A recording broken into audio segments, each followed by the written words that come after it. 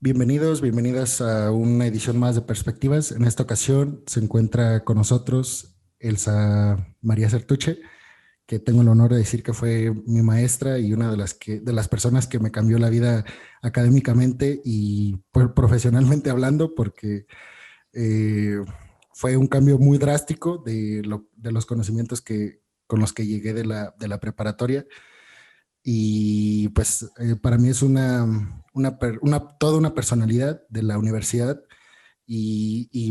creo yo que una pieza fundamental para la forma en la que seguí mis estudios universitarios. ¿Cómo está, maestra? Muy bien, muy contenta de verte, ¿no? Y de verte como te estoy viendo.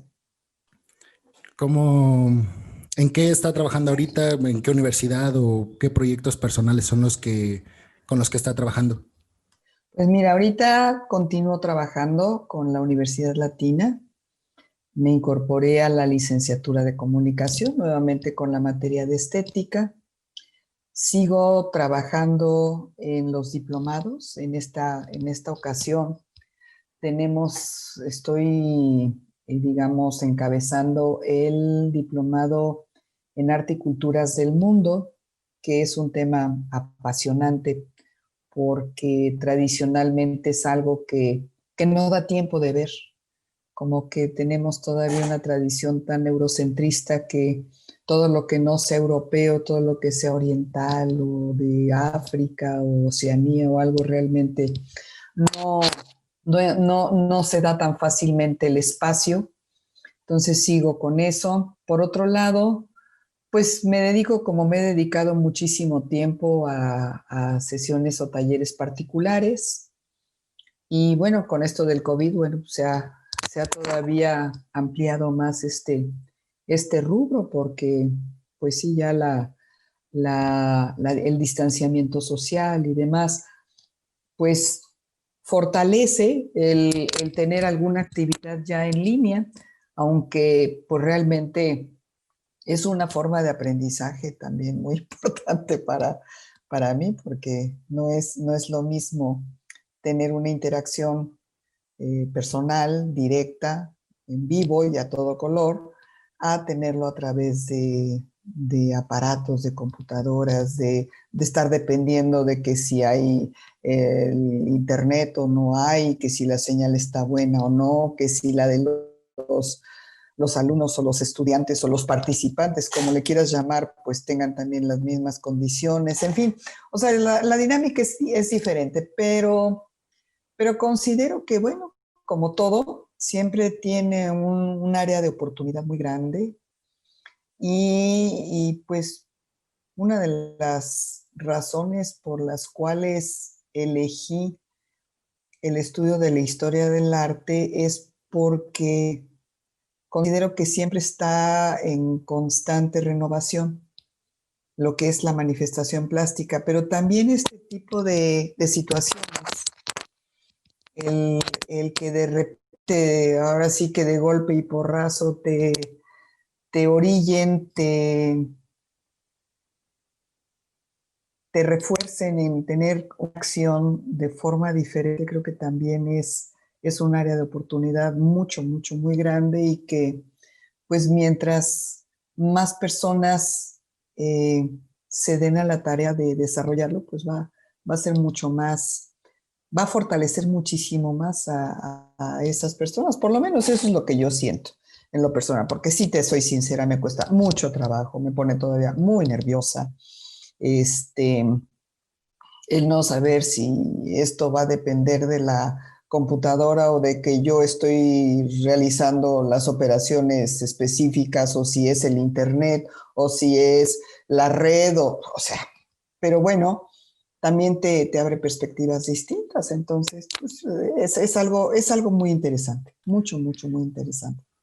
En este sentido, ¿cree usted que se pierde mucho pues tanto en la parte del profesor, del docente y del alumno, esta, pues este sentido hasta de responsabilidad por estar atento a lo que el profesor está diciendo? Finalmente, si, bueno, creo yo que si en el aula es difícil para alguien, o sea, para uno como alumno poner atención, y para ustedes como docentes captar nuestra atención, pues, o sea, estando en la computadora es fácil entrar a internet y finalmente no se tiene como el mismo control a lo mejor de los alumnos que se tendría en el aula.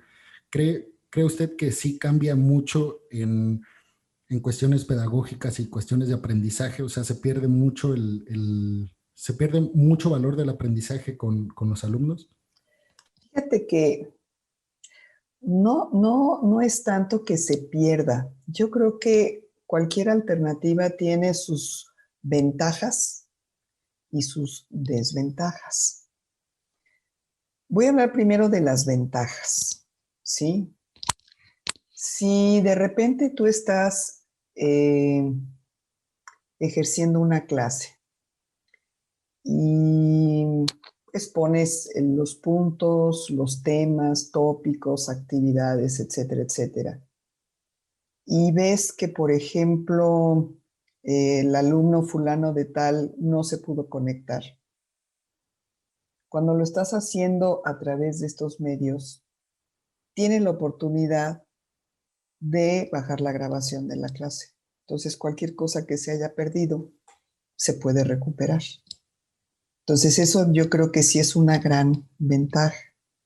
Por otro lado, todos los medios audiovisuales pues están en la plataforma, me explico, o sea que se pueden revisar y volver a revisar por parte de los alumnos que tengan, obviamente los que tengan interés, porque los que no, presencial o no presencial, pues no lo van a hacer.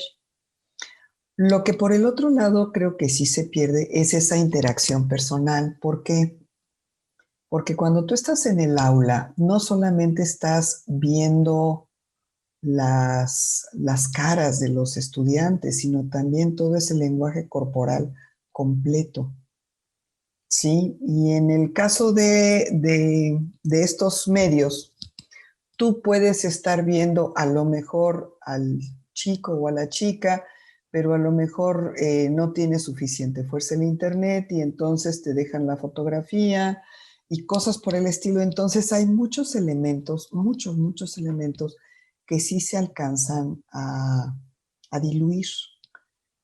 Y, y yo no sé, mi idea siempre ha sido que el proceso de enseñanza-aprendizaje, como es una actividad mucho más humana que otras, sí tiene que ver esa interacción directa, corporal, espacial, dentro de lo que es el aula.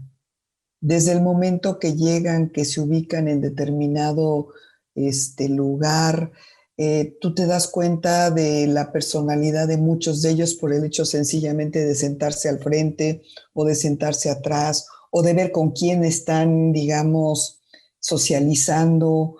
En fin, o sea, es otro tipo de información, pero que sí redunda definitivamente en el proceso de enseñanza-aprendizaje, porque pues somos seres sociales eminentemente. Y no quiere decir que con esta tecnología eso se pierda, cambia, desde luego que cambia y va a ir asumiendo otros principios o estableciendo otras formas. Pero sí, definitivamente la interacción directa, pues yo la privilegio mucho, muchísimo. Independientemente que implique el trasladarte, el tiempo, o sea, otros elementos que también tienen, te digo, sus ventajas y sus desventajas. Una de ellas, por ejemplo, es que yo no sé por qué tengo la suerte de que me dan siempre o muy frecuentemente las clases de las 7 de la mañana y te quiero decir que para mí levantarme a las 5:30 verdaderamente es una tortura. Pero esa tortura en el momento que yo voy llegando a la universidad, específicamente a la Universidad Latina, y me toca el estar escuchando los pájaros que están ahorita, en ese momento específicamente, como despertando, moviéndose de árbol en árbol, el estar oliendo, el estar sintiendo determinados aromas, la frescura o el frío o el fresco, ya como que no sé, te revive. Entonces, toda esa tortura de la levantada como que se va diluyendo en el momento que tú vas entrando al espacio, porque obviamente ten en cuenta que a mí lo que es la historia del arte es lo que me trastorna. Y yo creo que es un poco el ir desarrollando toda esa sensibilidad que en esta tecnología pues también se diluye muchísimo. Entonces, pues sí, estás tú interactuando delante de una pantalla. La pantalla puede tener todos los adelantos que tú quieras, pero estás en el mismo espacio, viendo las mismas cosas y no sé, es diferente. Pero te digo, todo tiene sus pros y sus contras. Y ahora, maestra, por qué eligió ser docente? ¿O fue algo que se dio pues espontáneo? O sea, cuando se dio cuenta ya lo era, o es de No, verdad. fíjate. No, te voy a platicar una historia que qué bueno que me la preguntas porque creo que sí la he contado, pero no mucho. Yo nací en la Ciudad de México, ¿sí? Eh, y dentro de mi familia conté con la maravilla de tener una abuela muy especial, muy especial. Esta abuela la veía además con muchísima frecuencia, era mi abuela materna y yo no sé por qué México es como mucho más cercana la mayor parte de las veces la influencia de la familia materna a la de la familia paterna. En este caso, bueno, pues así fue. Y era una señora que yo veía pues varios días a la semana, o sea que la convivencia con ella era muy frecuente. Resulta que esta señora vivió, bueno, nace a finales del siglo XIX, le toca vivir la Revolución Mexicana, ella era tapatía de la zona de Zapopan, pero estudió la normal en una época donde la mayor parte de las personas, de las mujeres sobre todo, ahorita que estaba viendo la entrevista con la otra maestra, pues no se usaba tanto el que una mujer tuviera una formación profesional, independientemente que si cantaba ópera o qué sé yo. Y pues yo me acuerdo que las pláticas que ella tenía conmigo eran fascinantes en el sentido de que le toca, por ejemplo, ser punta de lanza en todo lo que fue la educación pública, ¿sí? Cuando se iniciaron las escuelas públicas, porque antes no existían, el manejar filosofías pues, de muchísima vanguardia y sobre todo, más que filosofías, el que me pudiera hacer ver la, la emoción que ella captaba en los estudiantes de muy bajos recursos, en cuanto a aprendizajes sencillos. Entonces yo creo que una de las cosas que desde muy pequeña quise ser, es ser docente. ¿Sí? Entonces podría decirte que eso ya forma parte como de, no sé, una herencia familiar fuerte. Enseguida, bueno, pues también en mis ayeres, estudiar la normal era una opción mucho más rápida que estudiar la preparatoria y una licenciatura. Y yo me quería casar joven. En aquel entonces, En aquel entonces, de fíjate, tú secundaria se pasaba enseguida anormal, a la normal, ¿verdad? directo, No estaba la ¿sí? preparatoria. No.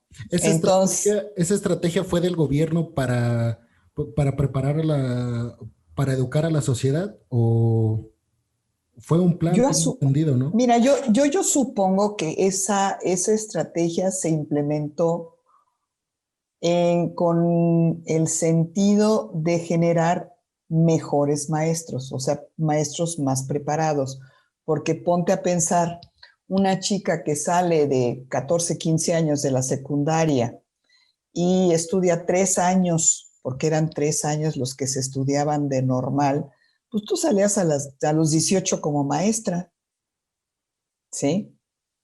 Y más adelante, o sea, años después, cuando cambia el programa y tienes que estudiar la preparatoria y luego tienes que estudiar la normal, pues evidentemente sales no solamente de una edad mayor, sino con mayor supuesta experiencia, etcétera, etcétera.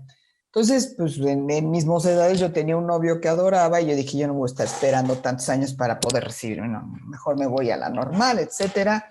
Trabajé, pero siempre ha sido algo que me ha encantado, siempre.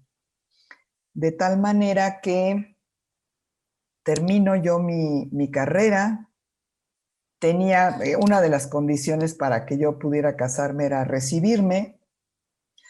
Me tocó también la suerte de recibirme por, por memoria, sí, memorias de trabajo. O sea que fue de lo más sencillo, me casé y me alejé un poco del quehacer académico, en lo que pues formaba mi familia, nacían mis hijos, etcétera. Pero en el momento que ya nació el segundo y que ya empezó a ir al kinder y todo, dije yo ya necesito otros horizontes. Y fue entonces cuando estudié la licenciatura en Historia del Arte. ¿Sí? Y fue una experiencia también muy, pues muy rica, muy rica, porque ya en primer lugar En me dio dónde, en dónde estudió la licenciatura? Todo esto pasó en la Ciudad de todo esto México. en la Ciudad de México, todo Ok. esto sucede en la Ciudad de México. En la Ciudad de México existía la posibilidad de estudiar la carrera o la licenciatura de Historia del Arte, una de dos, en la Ibero, pero ahí necesitabas la preparatoria y yo no la había estudiado. Y había otra institución que se llamaba Instituto de Cultura Superior, que ese te aceptaba con la normal.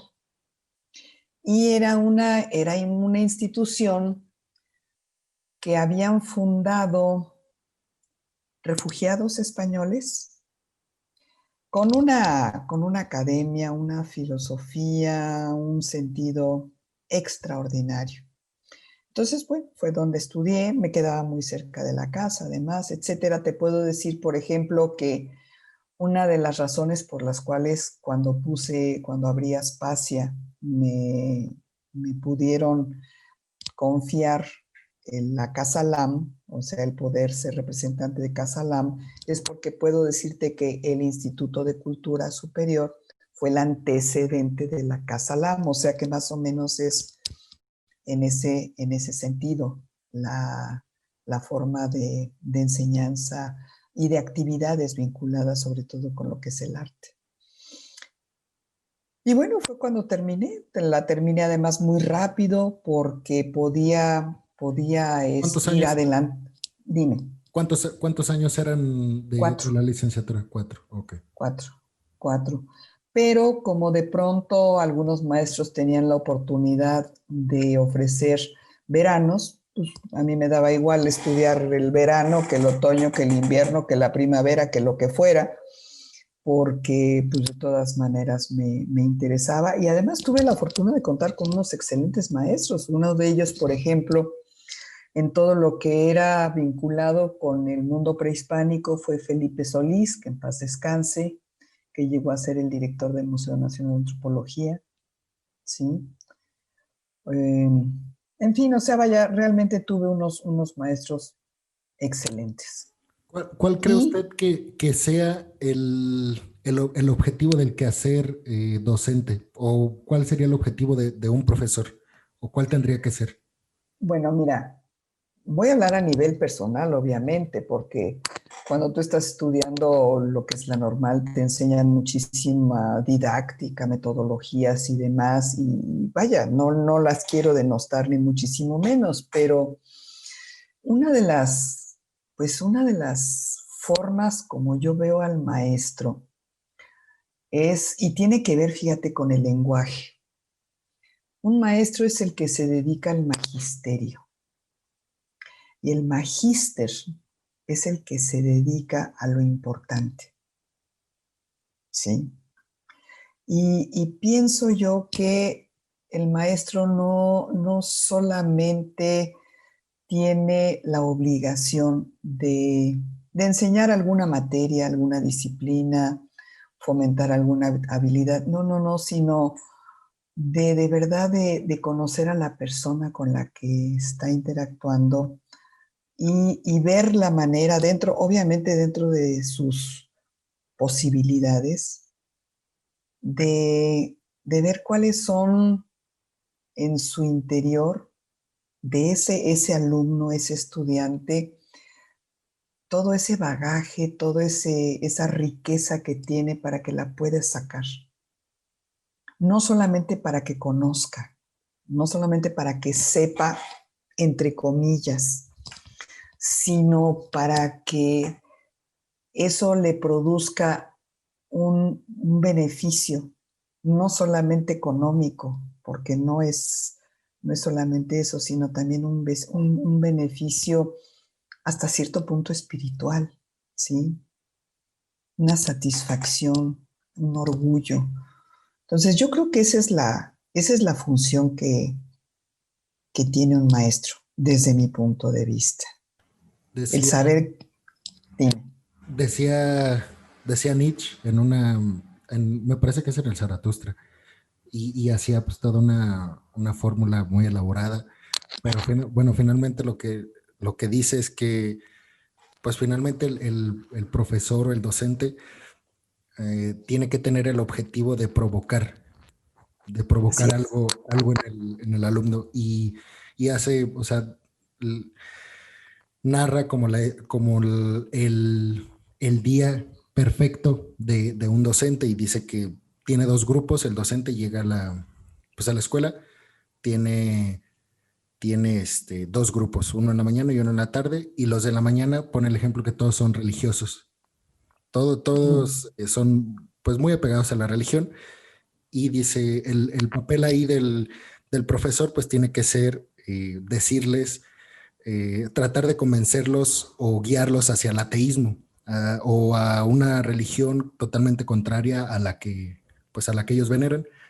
Y dice, y termina su clase, trató de hacer un cambio en los alumnos que son totalmente religiosos, y se va al grupo de la tarde y resulta que todos los alumnos son ateos en su grupo de Ujú. la tarde. Dice, ahora Sí, ahora el papel del profesor tiene que ser como el más religioso del mundo y tratar de guiarlos hacia la religión pues a sus alumnos.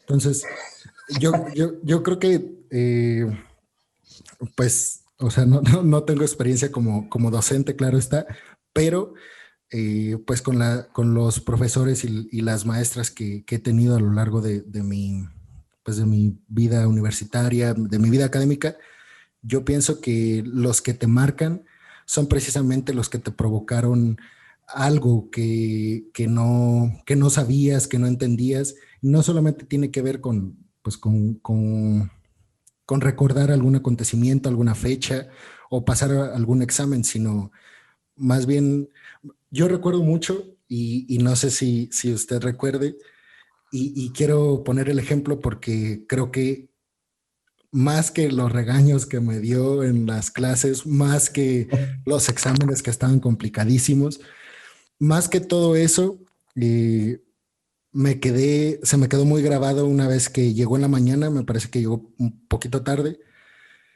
y no recuerdo cómo llegamos ahí, pero nos empezó a platicar por qué llegó tarde. Creo que se quedó atorada en el tráfico. La verdad, eso no me acuerdo, pero ajá.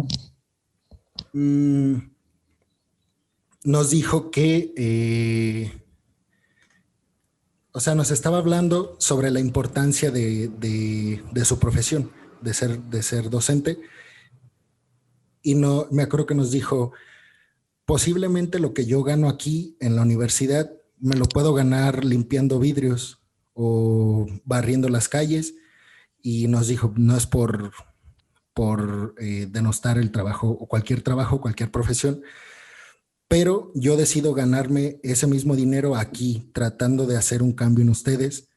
Y a mí se me quedó muy grabado eso porque dije, bueno, o sea, posiblemente puedo elegir otra profesión tal vez que le diera más dinero, pero no es eso, está aquí para tratar de ayudarnos a convertirnos en una mejor versión de cada uno de nosotros.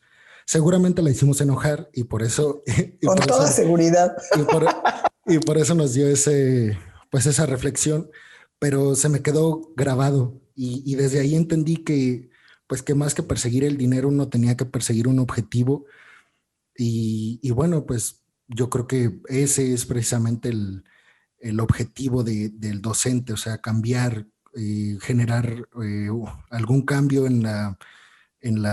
pues en la clase en sus alumnos y como decía Nietzsche, o sea, provocar Así es. al que tienes enfrente, provocarle algo, una sensación, o sea, que lo que le dijiste, si no le gustó, que le provoques que vaya a abrir un libro, que vaya a buscar la Exacto. información. O que salga. Me explico porque mira, también otra de las cosas, y me da risa un poco, no risa, o sea, pero ahorita que haces me das este ejemplo. Curiosamente, fíjate que ahora me pidieron que diera clases en el seminario. Entonces, como tú comprenderás, en el seminario, bueno, son muchachos que van para sacerdotes. Y curiosamente eso es también lo que yo busco, no hacerlos ateos, desde luego que no, pero, pero que se cuestionen también desde otro punto de vista, porque la mayor parte de los profesores con los que cuentan pues son sacerdotes, entonces van a tener una visión muy sacerdotal de todo. Y creo yo que el éxito que puede tener una persona es cuando hay un equilibrio en todas sus áreas, porque tú estás hablando del área intelectual que es importantísima, pero también tienes el área física, tienes el área espiritual, y yo creo que eso tiene que ir en un sano equilibrio para que la persona a partir de, no sé, del conocimiento que tú estás compartiendo, porque no estás enseñando, estás compartiendo. O sea, lo que se busca también por parte del docente, pienso yo, es ayudar o apoyar a que se construya un conocimiento y que se haga propio, ¿sí? Porque de otra manera lo único que estás haciendo es, pues sí, haciendo ejercicios para que se fortalezca la memoria, que no está mal, desde luego que no está mal, pero vaya, no es lo único que existe. Y sobre todo por el área en la que me desenvuelvo, cuando tú estás hablando de arte, que pues les comentaba yo, el arte para mí es el eterno adolescente, es esa actividad en donde de repente se llega a la cúspide y viene el hijo y todo te lo cambia y te dicen que está mal y se viene el estilo diametralmente distinto y empieza también su desarrollo, su clímax y va a venir otra situación contraria, contradictoria, no sé. Entonces, siento yo que es una de las actividades que, pues, cuando se comparte, se procura, te digo, no enseñar, sino hacer ver, porque es eso, hacer ver, puede generar un enriquecimiento fantástico, fantástico, en cuanto a la reflexión, en cuanto a la memoria, en cuanto al análisis, en cuanto a la observación, en cuanto a muchas cosas. Entonces sí, pues obviamente con ustedes, contigo me tocaron 3 semestres, si no me equivoco. Entonces era muy fácil. En el primer semestre llegaban los chavitos creyéndose que se iban a comer el mundo y que se las sabían de todas, porque llevaban a la secundaria y pues no. Resultaba que no, que tenían una idea un poco confusa de lo que era la universidad. Y en el segundo semestre, pues ya era como asentar para que en el tercer con estética ya fuera la reflexión. Entonces, como que era muy bonita ese camino, esa ruta.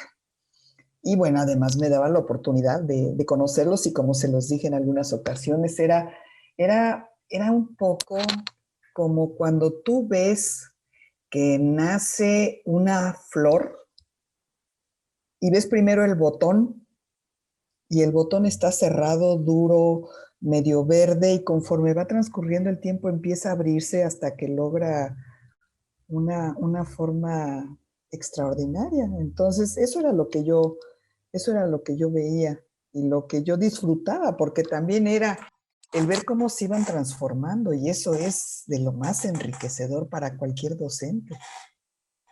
Entonces, pues, esa era la labor. Y en ese, yo quiero preguntarle algo pues, que espero que no, ¿cómo decirlo? Espero que no piense que lo estoy preguntando porque lo hice, pero eh, en ese quehacer del docente, ¿qué tanto ustedes tienen permitido eh, voltear para otro lado cuando un alumno, eh, no que copie, digamos que hace trampa en algún examen, en alguna tarea, en alguna actividad relacionada con la clase? ¿Y qué papel tiene la trampa pues en la educación, en la formación de los alumnos? Hasta cierto punto yo creo que sí te da lecciones el hacer trampa y no necesariamente negativas. O sea, creo que no estoy diciendo que la trampa sea buena, pero sí estoy diciendo que la trampa es una parte importante en la formación pues de uno como estudiante. ¿Qué opina usted pues le digo, o sea, puede ser desde copiar las respuestas del examen hasta, no sé, llenar un texto y en la mitad poner un copy-paste de internet? ¿Qué papel Mira, juega la trampa? yo pienso que aquí hay dos puntos. Uno, que yo creo que es el importante, es la honestidad. ¿Ok? Ahora, cuando tú estás hablando de honestidad, existen como que ciertos acuerdos establecidos en donde una persona va a ser honesta si cumple con el canon al que se comprometió cumplir. No sé si me explico. Yo no, yo pienso que uno de los problemas que puede generar el que un muchacho copie en un examen o que haga un copy-paste o lo que tú quieras, es que pueda llegar a pensar que ese camino corto le va a significar el éxito. ¿Sí me explico? Y que entonces, de esa manera, vaya buscando a lo largo de la vida ese camino corto y ese camino fácil, por decirlo así. Pero si tú te acuerdas, por ejemplo, había veces que yo les decía, hagan ustedes sus acordeones, háganlos, no hay problema. El mejor acordeón va a tener un punto extra. No servían de nada los acordeones Para con sus nada, no, no servían en la práctica, porque no, porque además les decía, incluso si lo sacan y yo no se los cacho, pues ¿cuál es el problema? Porque ahí tú estás desarrollando otras habilidades, ¿sí? Entonces, el objetivo de esa actividad era que una persona que logra hacer un excelente acordeón ya tiene estructurada toda la materia, ya no lo va a necesitar sacar. ¿Sí me explico? Porque es un ejercicio de síntesis extraordinario. Ahora si lo saca, va a tener una habilidad manual impresionante. Malo que lo cache, porque entonces ahí y eso lo van a ver después los alumnos en la vida. Ahora ponte a pensar. Yo creo que el problema es la falta de honestidad. La falta de honestidad en el sentido de que yo te voy a decir, mira, ¿sabes qué? Sí nos vamos a ver hoy para la entrevista y que yo no esté. Sí, me explico. O sea, vaya.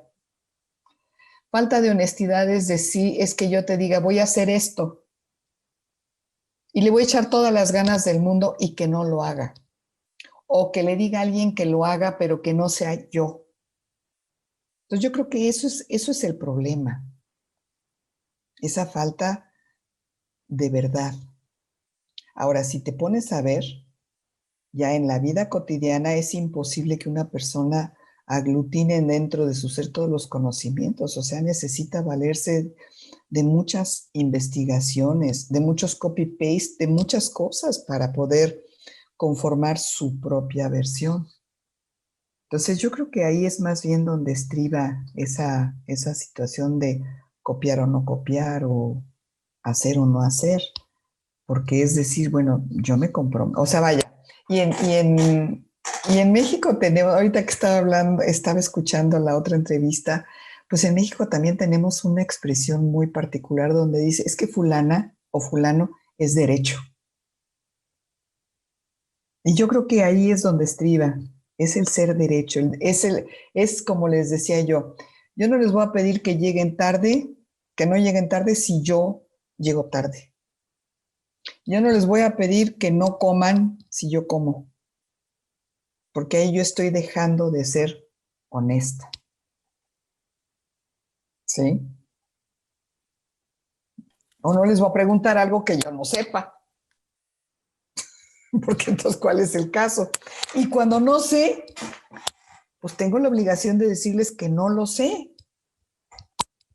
No sé si me explico, porque también eso es lo que te hace ser confiable y yo creo que esa es una de las cosas más valiosas que puede tener cualquier persona, el ser confiable.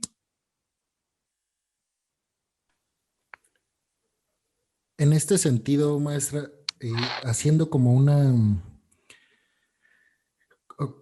reflexión sobre ahora los alumnos, eh, yo recién salí de la universidad y no sé si antes también predominaba pues esas voces o esa ideología afuera de la universidad, pero yo nunca la había escuchado hasta que salí a buscar trabajo y me topé con la idea de que lo aprendido en la licenciatura, o sea, no te servía para nada en cuestiones, pues, digamos, prácticas. O sea, que memorizarte una fecha, pasar un examen, no te sirven para nada en un trabajo en el que armas campañas publicitarias, digamos. Claro. Pero después de ahí viene el hecho de que te dicen, o sea, estudié 4 años y medio y no solamente no me sirven algunas clases que tomé para el trabajo que estoy desarrollando, sino que ni siquiera nada de la carrera me está funcionando. Y yo escuchaba, o sea, pude haber tomado 5 cursos de 1,000 pesos en alguna plataforma en internet y hubiera tenido los conocimientos que tengo ahorita y hubiera tenido las herramientas que necesitaba para este trabajo que estoy desempeñando en este momento. ¿Qué tan peligroso es pensar que la escuela pues no te sirve para nada para que te vaya bien en la vida? O sea, entiendo que, pues, o sea, es dependiendo pues, de cada persona. O sea, entiendo eso, pero en general, la idea yo creo que se está haciendo cada vez más fuerte. El hecho de decir, gasté mucho en mi universidad y no me está sirviendo de nada, pude invertir eso en algunos cursos mucho más barato y al final estaría en el mismo lugar tal vez. ¿Qué tan peligroso sería o es pues esta ideología que creo yo está predominando o no sé si usted no lo percibe así?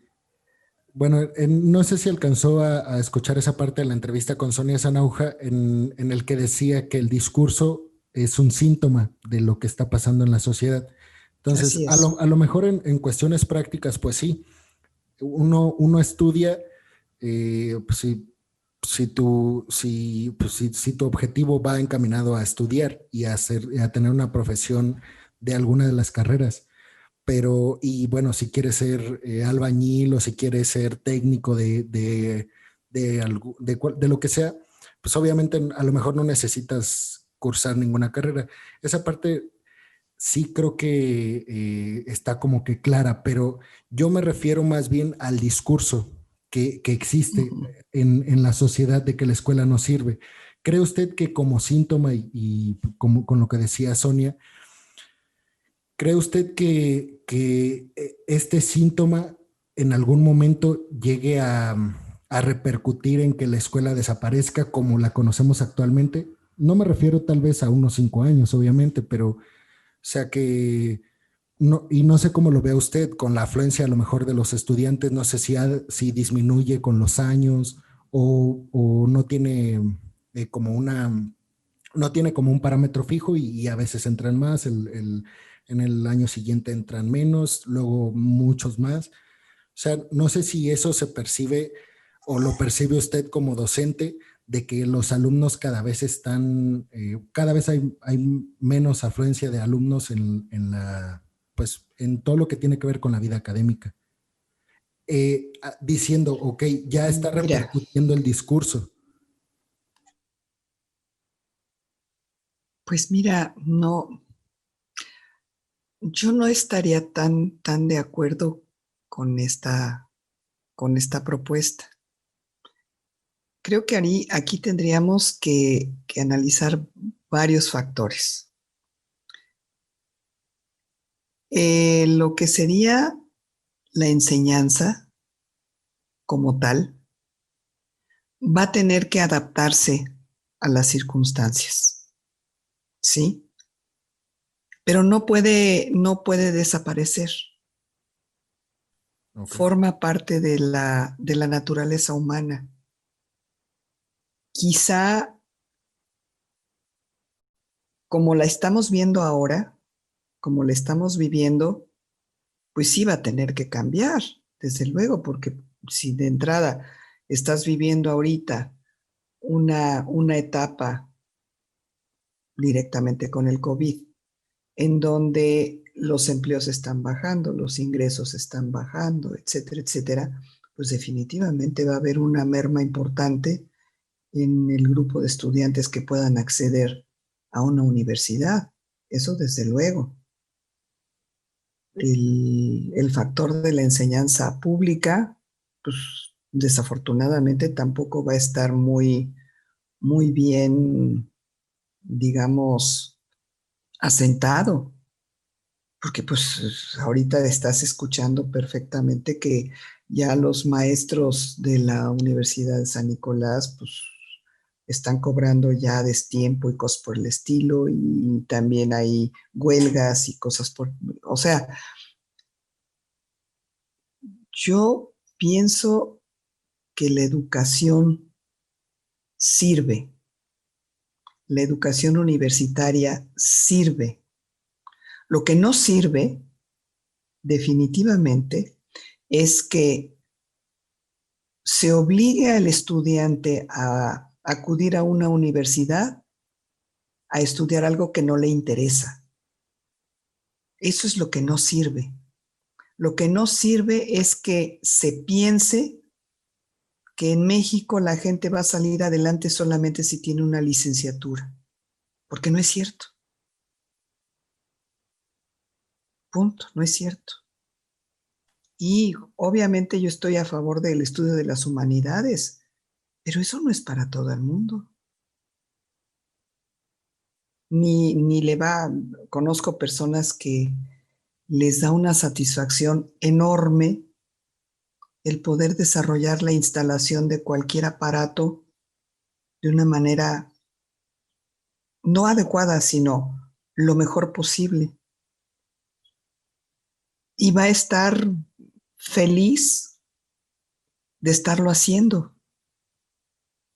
Y su experiencia a lo mejor va a ser diferente de la mía, pero no por eso menos importante. Entonces, yo más bien de lo que estaría en contra es del discurso que se vendió hace pues, no muchos años de que solamente los que estudiaran en la universidad iban a tener un futuro asegurado desde el punto de vista profesional, económico, etcétera, etcétera. De eso sí, estoy totalmente de acuerdo en que ese discurso pues ya no va. ¿Sí? Y ahora no los vas a llamar a las instituciones educativas universidades, pueden ser escuelas técnicas. Punto. Ahora, la ventaja que tienen las humanidades es que se vinculan mucho más directamente con el quehacer del ser humano, no solamente con la tecnología. Y creo que eso ofrece un enriquecimiento mayor, pero no necesariamente tiene que ser con historia del arte o con filosofía. Puede ser con el manejo del lenguaje, puede ser con lecturas. No sé si me explico, con, no sé, seminarios en donde tú puedes, no sé, analizar o compartir una novela. No lo sé, porque sí es importante que las personas trabajen, estén satisfechos con lo que realizan, pero que también profundicen un poquito más allá del beneficio material que le implica directamente el ejercicio de cualquier profesión.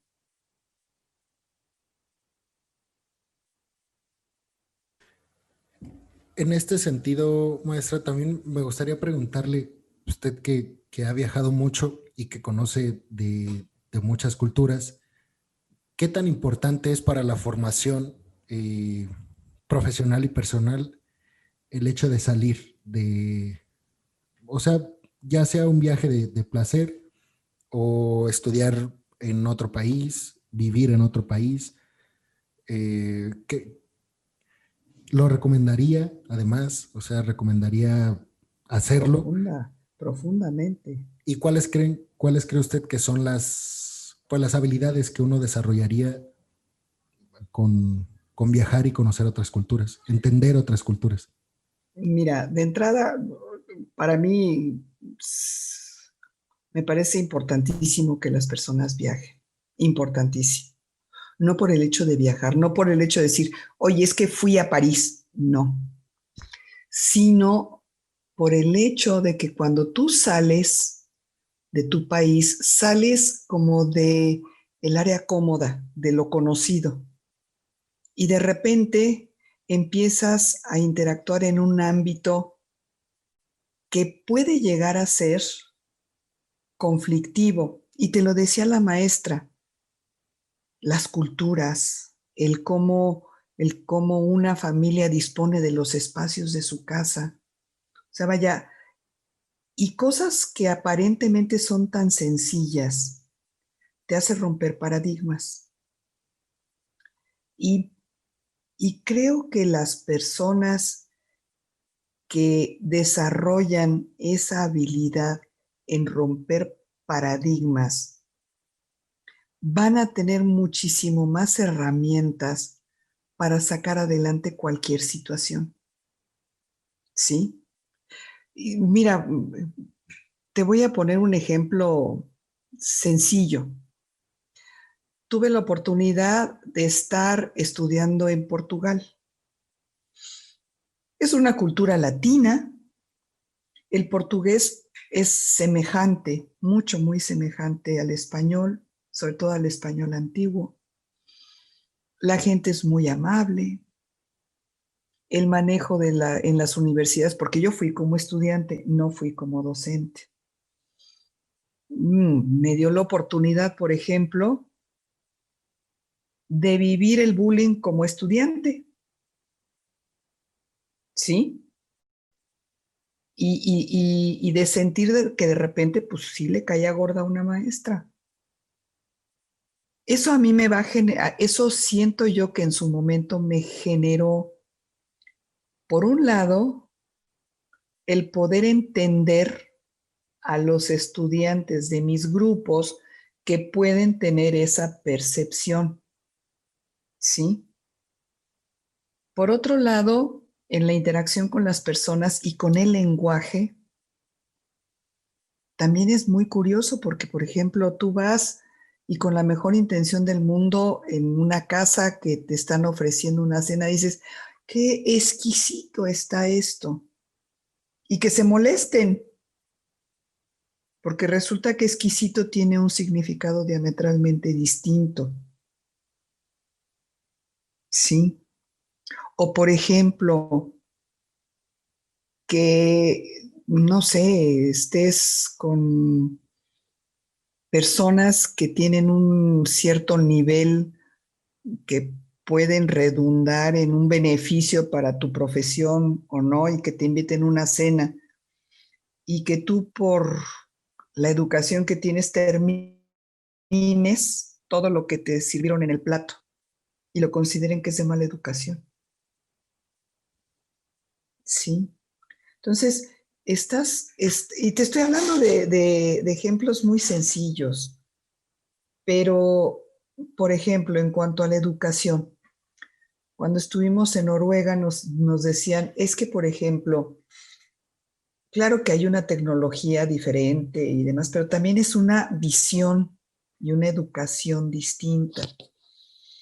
Si los jóvenes, por ejemplo, cometen una infracción porque les prestan el coche el papá o lo que sea, y cometen una infracción, son los papás los que al recibir la infracción los llevan a las autoridades para que la autoridad ejerza una sanción. Y la sanción usualmente consistía en hacer la limpieza de los parques. Entonces, si tú te pones a analizar aquí la infracción de un muchacho o de una muchacha, lo primero que va a hacer el papá es pagar la mordida. O por lo menos eso es lo que me ha tocado ver en muchas ocasiones. No sé si... Y eso también tiene que ver con lo que hablábamos antes, que es honestidad, que es otro valor que se trata de, pues, de desarrollar en una, bueno, en una cualquier actividad, pero obviamente en una de enseñanza y de no sé, de formación, pues obviamente eso es mucho, muy importante. Entonces, sí es, creo yo que es bien importante viajar y no necesitas viajar al extranjero, no necesariamente, porque recordarás que hacíamos viajes a pueblitos. Y yo no sé si tú fuiste al que hicimos a la meseta, donde veíamos la educación de los pueblitos de la meseta, los que hacían en cocucho las cocuchas, que es también, y es darte cuenta también del lugar tan privilegiado que te toca vivir en esta sociedad mexicana y que no todo México tiene. Sí me explico, te digo, no es viajar al extranjero solamente, es salir de tu espacio cómodo y estar abierto a que existen otros puntos de vista, otras percepciones, otros gustos, otras formas de resolver la problemática que se presenta. Y entonces dices, ay, mira, es que existen otras maneras, o sea, no nada más las que yo estoy acostumbrada a manejar, ¿sí? Entendiendo esto, maestra, desde la heterogeneidad y tratando de no hacer como una homogeneización pues de México, de los mexicanos, ¿cómo definiría usted la identidad de los mexicanos? Y bueno, primero si cree que la tenemos o no, y y cómo nos diferencia o cómo nos diferenciamos de otras culturas con las que usted ha estado cerca. Fíjate que hijo, ahí podríamos tener una conversación también muy, muy prolongada. Tú sabes que siempre me he yo reconocido como una, una mujer mexicana, religiosa, etcétera, ¿sí?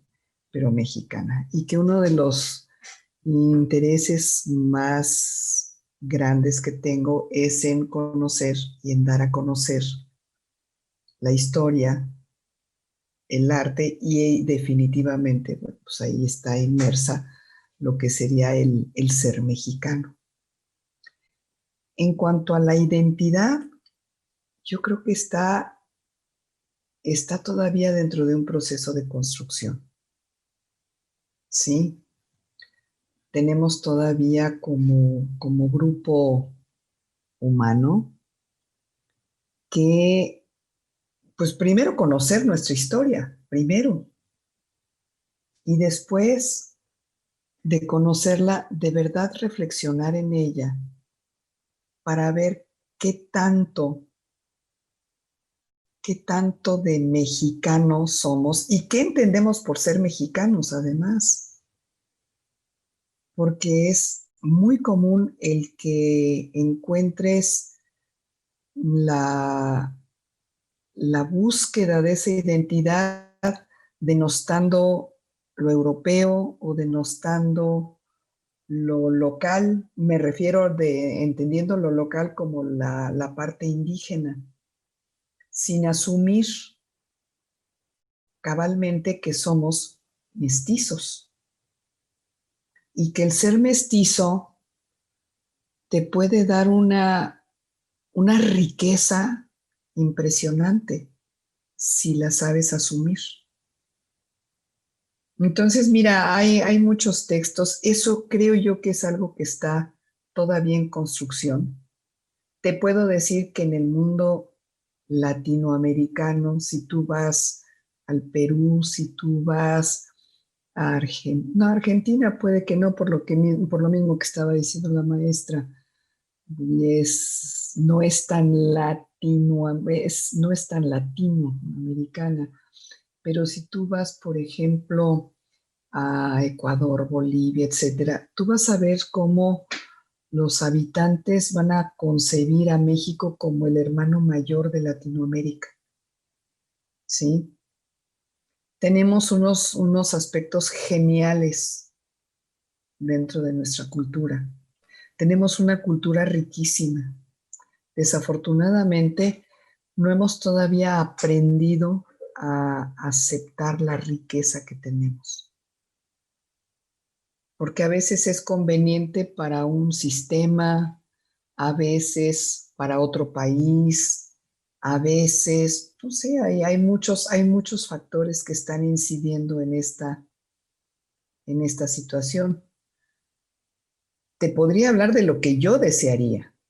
Yo lo que desearía es que la mayor parte de los mexicanos tuvieran conciencia de su historia, pero una conciencia realista, no manipulada, y que fuéramos capaces de admirar todas aquellas acciones que llevaron a cabo no solamente una persona, sino un grupo de personas para lograr un objetivo particular de beneficio para el país, que existe, pero que te centraras en esas partes positivas, no en las partes negativas, porque esas pues hay en cualquier lugar.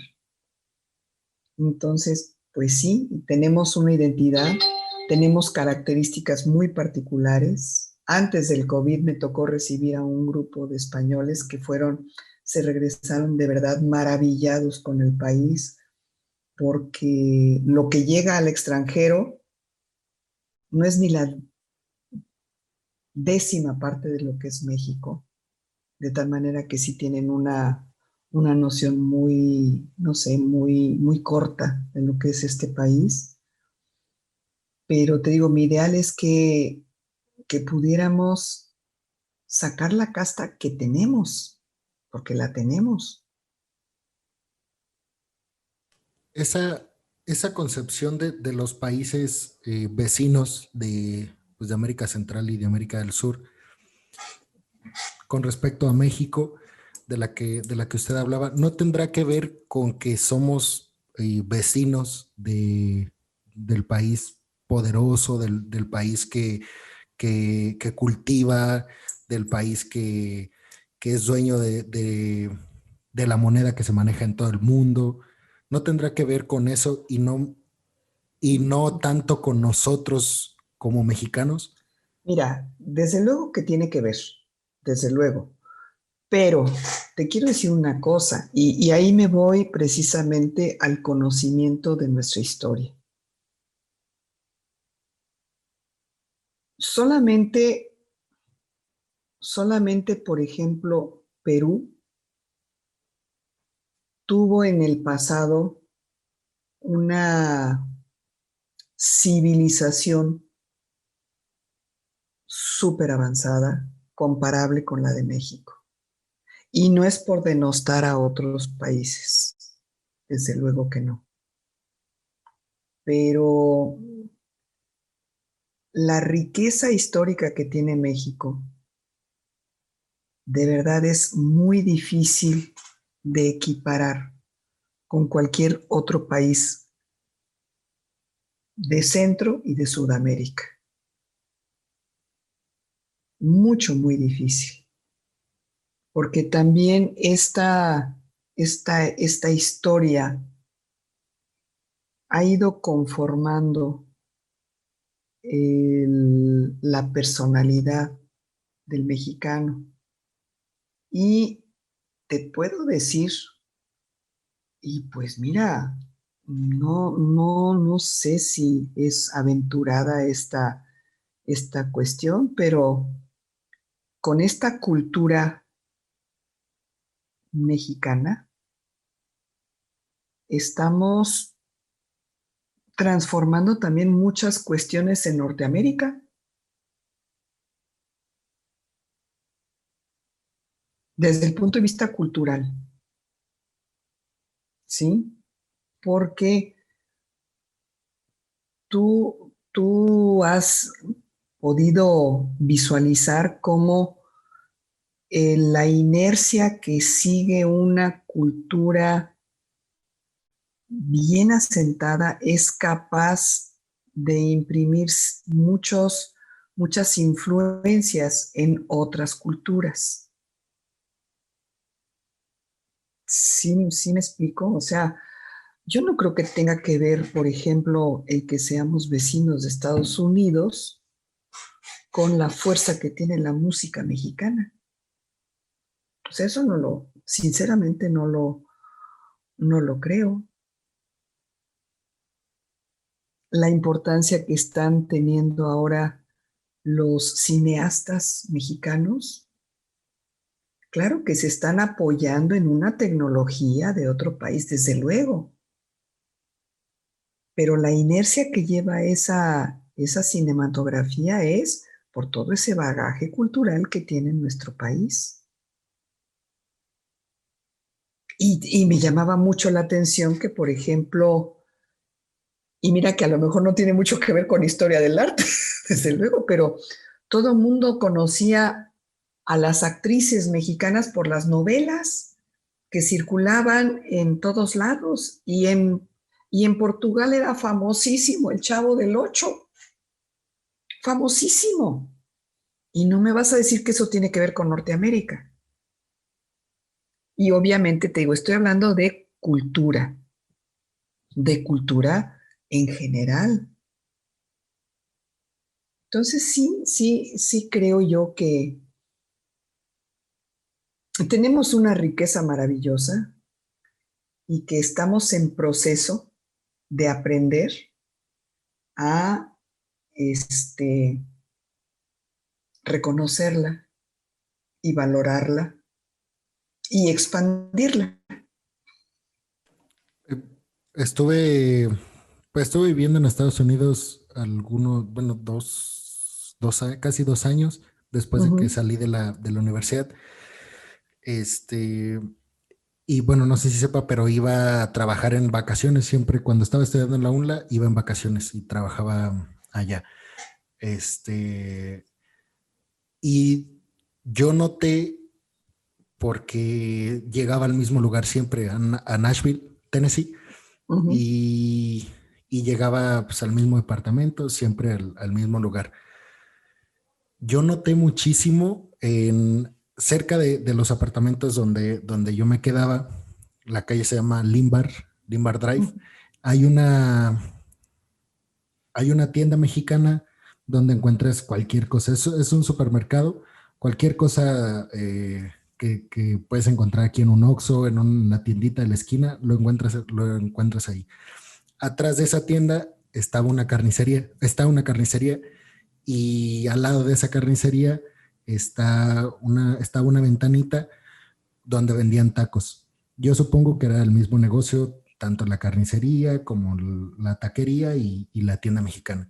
Total que muchísimos mexicanos, muchísimos ahí en las mañanas y sobre todo en las tardes, de personas pues que salían del trabajo y pasaban a comprarse su pollo rostizado, su pollo asado, su súper de la tienda mexicana o unos tacos.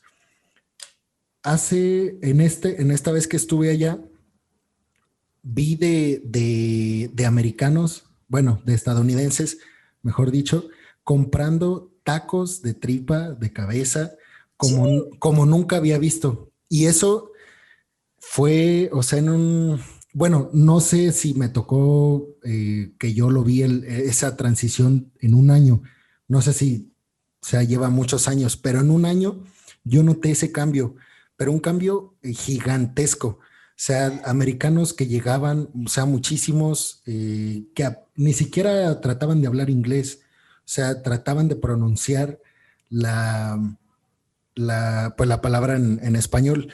Eso a mí me provocó una sensación de mucho agrado porque eh, yo pienso que el hecho de que ellos se esfuercen ahora por pronunciar el español, cuando siempre ha sido que el mexicano llega allá y uno es el que se tiene que esforzar pues por hablar inglés, incluso cuando estás hablando con otro mexicano que no sabes que es mexicano, o sea, tú tienes que hablar en inglés porque estás en Estados Unidos y sientes que pues, es la primera lengua que tienes que hablar. El hecho de que los gringos lleguen a la ventanita y pidan 2 tacos de tripa Ujú. con la pronunciación, pues, Sí, que gringa. ellos, ajá, gringa, me impactó mucho. Y yo dije, o sea, a lo mejor en lo que estamos viendo en los medios de comunicación de un discurso racista, de un discurso supremacista blanco, eh, en la práctica, yo que estuve allá, la verdad que va hacia el otro lado. O sea, no va hacia más odio y más rechazo a otras culturas por parte de los estadounidenses. Al contrario, yo noté y me percaté de una aceptación y más bien de ellos tratar de adaptarse a las culturas que ya están. O sea, a empezar a comer tripa, a empezar a comer pollo asado de una carnicería donde las mosquitas están pegando a los chorizos que están colgados. Y bueno, eso me impactó mucho y me acordé por lo que estaba mencionando ahora, que con respecto de que también nosotros estamos influyendo mucho en ese país, que Por tenemos la idea supuesto. de que como que de él sale todo, como que de Estados Unidos sale Y todo. Y ahora, bueno, yo me acordé de eso, de cómo ahora yo sentí hasta mucho orgullo porque yo sentí como si estuviéramos, como si ya nos hubiéramos ganado un lugar. Esa sensación tuve en ese momento cuando escuché a los americanos, como si nos hubiéramos pues ganado el lugar que nos corresponde como mexicanos en Estados Unidos, ya que, pues, o sea, somos, bueno, en general el latino, pero más el mexicano por la cantidad, digamos, que hay de mexicanos Sí, allá. porque además hay una cantidad impresionante, ¿eh? Bueno, mi tesis estoy trabajando con la identidad del migrante mexicano en Estados Unidos y Ujú. de cómo la manifiesta o la trata de reafirmar en un partido de la selección mexicana en Estados Unidos, que es un acontecimiento muy, muy importante a nivel económico para la selección mexicana de fútbol y para Estados Unidos. Y, y bueno, lo que yo notaba es que, bueno, primero, actualmente son 36 millones de mexicanos viviendo en Estados Unidos. 36 millones. Ups. Y son 46 millones de latinos, es decir, 10 millones nada más de cualquier otro país de América Central Ujú. y América del Sur. Eso tiene que tener efectos Por supuesto, muy, por muy supuesto. importantes en la cultura estadounidense. Claro que sí, desde luego que sí. Y bueno, y ahorita y estás hablando del vecino cercano. Cuando yo te estaba hablando, por ejemplo, de los europeos, la idea que se llevaron, por ejemplo, de lo que era la cocina mexicana, porque ten en cuenta que ya estamos hablando de un patrimonio de la humanidad y que es una de las cocinas más ricas que existen a nivel mundial. Entonces, yo pienso que eso es en lo que tenemos que trabajar como mexicanos, pero en crear conciencia.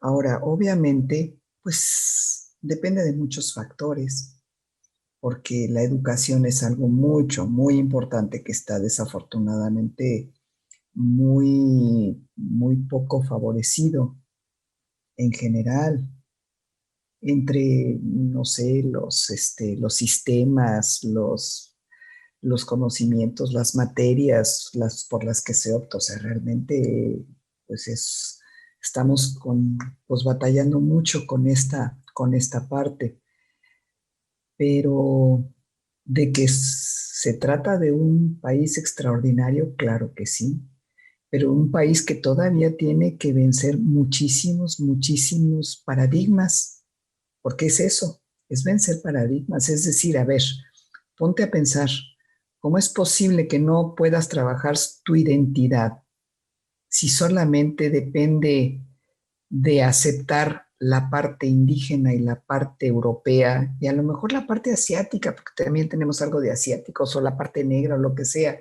pero finalmente ya somos la suma de todo eso?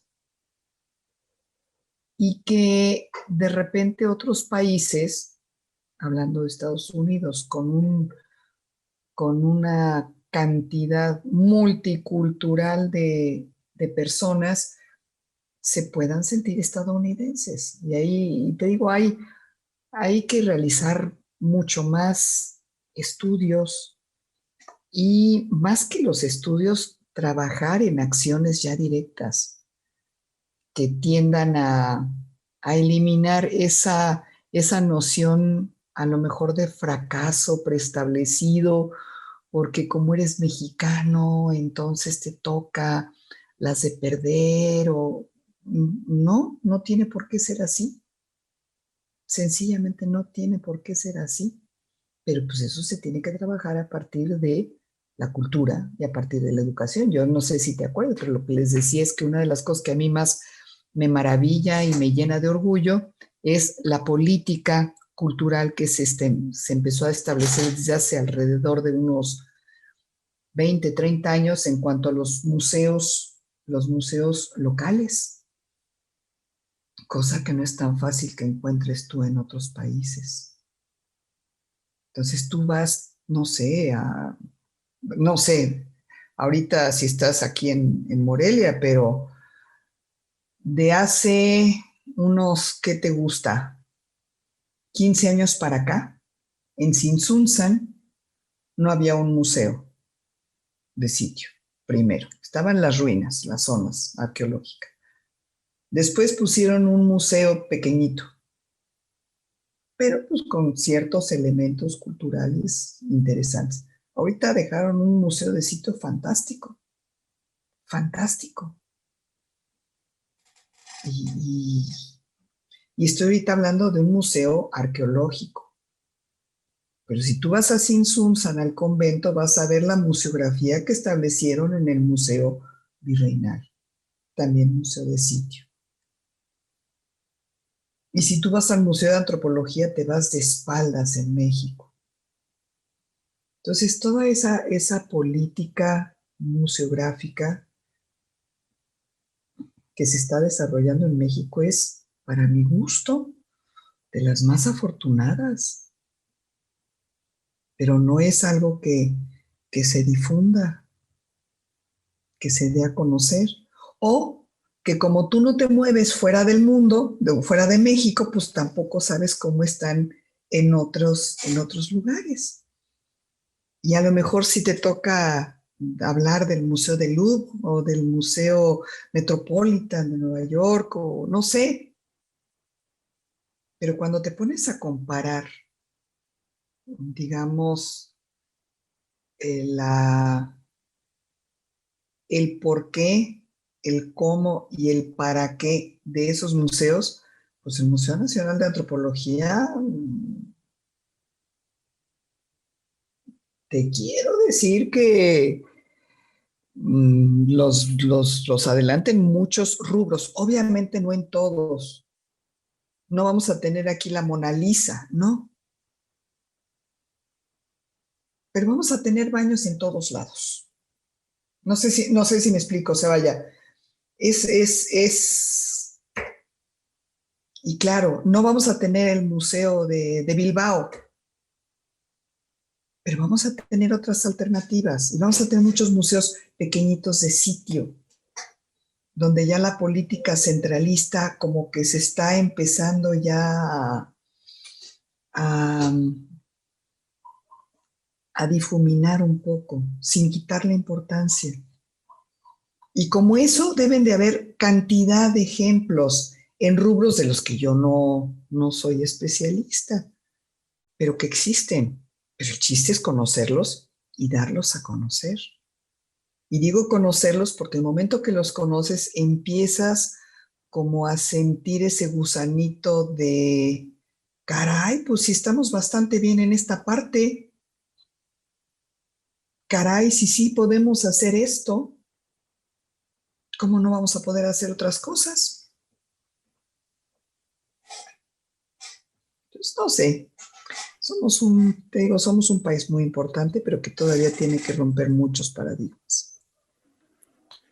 Maestra, le quisiera decir algunas palabras y que usted me contestara con lo primero Ay, que se ok, le venga a la mente.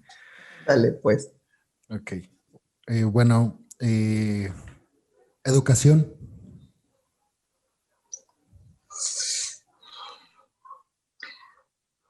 Necesariamente aumentar.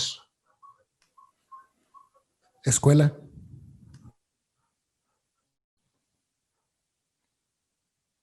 Espacio común necesario.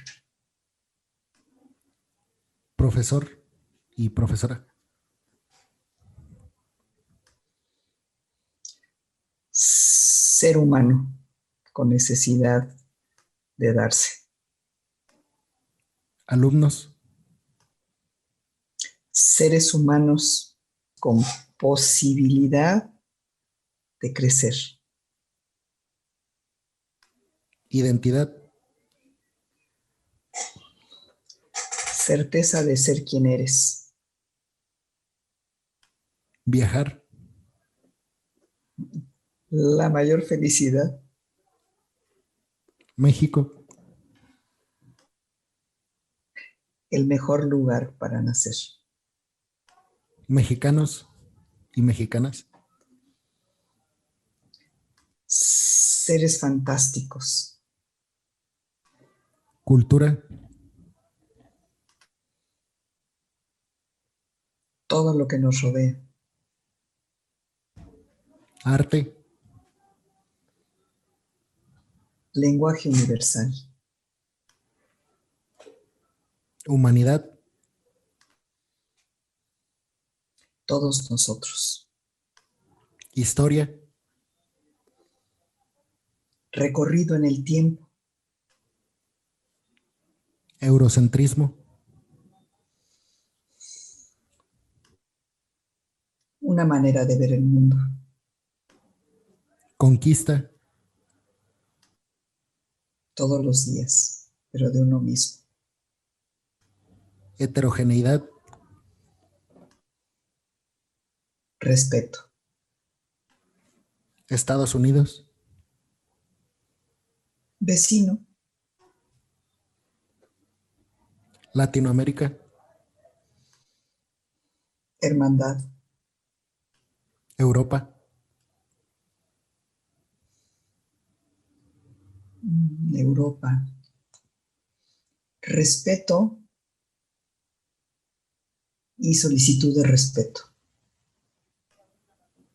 Elsa María Certuche. Yo.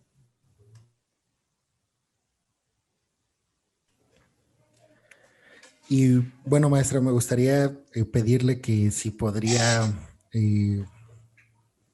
contar, si quiere, claro, su mejor anécdota de la que usted considere su mejor anécdota profesional, de vida cotidiana, su mejor recuerdo, no sé. Ay, es que son muchísimos, hijo de mi alma, son muchísimos.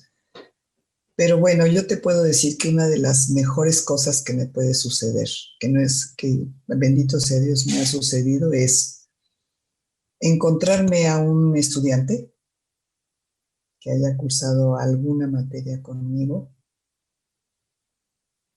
y que lo vea en Facebook obteniendo una beca para estudiar en el extranjero y destacar en el extranjero, en el rubro que sea. Eso yo creo que es, estoy hablando ahorita obviamente a nivel profesional, pero bueno, ten en cuenta que también soy madre y abuela, entonces el que alguien de mi familia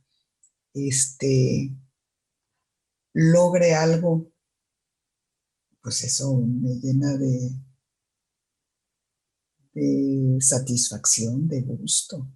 Ahora, si me dicen, es que, por ejemplo, en los chicos, es que ahora ya la entiendo, porque ya lo viví, dices, no, pues ya puedo morir tranquila. Ya se logró. Bueno, maestra, agradecerle mucho su tiempo, su sabiduría. Al Y contrario, al contrario. Mira, yo te agradezco que hayas pensado en mí primero. Después que hayas tomado el tiempo de entrevistarme, que te tengas paciencia, porque sí es algo además muy gratificante. no, agradecerle totalmente a usted, maestra, por la oportunidad de entrevistarla y ojalá que nos podamos ver muy pronto, Primero Dios. darle un fuerte abrazo, y bueno, lo que sí puedo hacer ahorita pues, es decirle que darle las gracias por, por todos sus consejos, por sus regaños, por su, por su, por su dedicación con sus alumnos. Y quiero decirle que para mí es una persona que marcó mi vida y que siempre la tengo muy presente en, en cualquier, en cualquier materia que tengo, en cualquier conocimiento que se me dificulta aprender, siempre la tengo en mis pensamientos porque recuerdo que nada puede ser más difícil que un examen de Certuche y cuando pienso eso, todo se me hace muy, muy fácil. Y agradecerle muchísimo, maestra. No, al contrario, al contrario. Y te quiero decir que esta va a ser una de las mejores anécdotas. Eso te lo puedo garantizar. Además de otra, de un viaje en donde me tocó escuchar ciertas conversaciones fantásticas. Pensé que ya la había olvidado. No, nunca se me va a olvidar. Pero bueno, lo agradezco. Me Eso es gusta, lo que me hace conocer a los alumnos mejor que nada. me gusta pensar que no escuchó todo. O sea, No quiero lo creer sé, que no escuchó no lo todo. sé, no sé, pero bueno, fue muy edificante. Pensé que iba a reprobar la materia, la verdad. No, yo les dije desde un principio, aquí nadie, el que reprueba es por flojo, no por otra cosa. Entonces, bueno, qué bueno que no la reprobaste, qué bueno. No, y muchas gracias de verdad por esta entrevista, Alejandro. Usted, maestra.